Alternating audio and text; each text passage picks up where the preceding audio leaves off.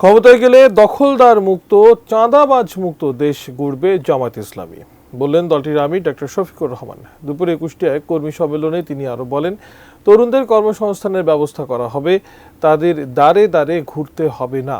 কুষ্টিয়ার প্রতিনিধি শরীফুল ইসলামের তথ্য ছবিতে ডেস্ক রিপোর্ট।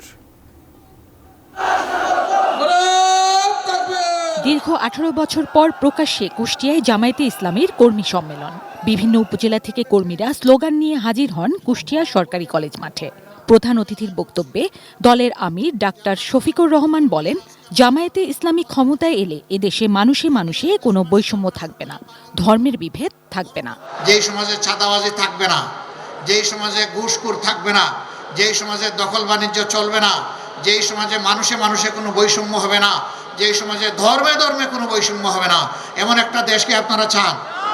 আপনি একা রাস্তা দিয়ে চলবেন, কিন্তু কোনো জালিমের পক্ষে সম্ভব হবে না তার দিকে কুদৃষ্টিতে তাকানো।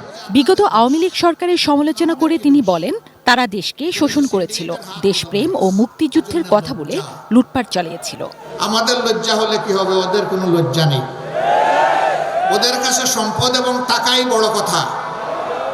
অথচ তারা বলতেন, মা হারিয়েছি, বাপ হারিয়েছি, ভাই হারিয়েছি, সব হারিয়েছি, এদেশে আমার পাওয়ার কিছু নাই, আমার কলিজা, আমার হৃদয় বাংলাদেশের জন্য।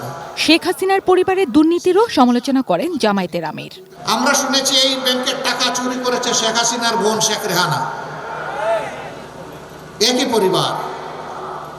এখন এই চুরির দায়ে তারা লন্ডনেও ধরা খেয়েছে।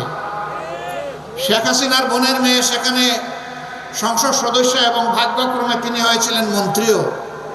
এখন তিনি দুর্নীতির দায়ে সেখানে দুর্নীতি দমন কমিশন তাকে জিজ্ঞাসাবাদ করছে।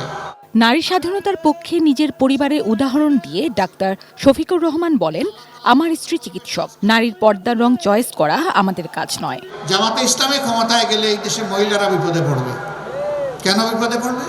আমাদের বিরুদ্ধে এই সমস্ত অভিযোগ সম্পূর্ণ মিথ্যা। বোরকা কাউকে জোর করে পরানো হবে না। যে মা মনের সন্তুষ্টির সাথে বোরকা পড়তে চাইবেন, পর্দা করতে চাইবেন, তিনি করবেন। জামায়াত আমির আগামীর বাংলাদেশ কেমন হবে তার একটি রূপরেখা তুলে ধরেন। আমি সাংবাদিক বন্ধুদেরকে আমাদের সাথে এই লড়াই অংশীদার হিসাবে দেখতে চাই। জিনিয়া ইসলাম, ডেস্ক রিপোর্ট, 18 নিউজ।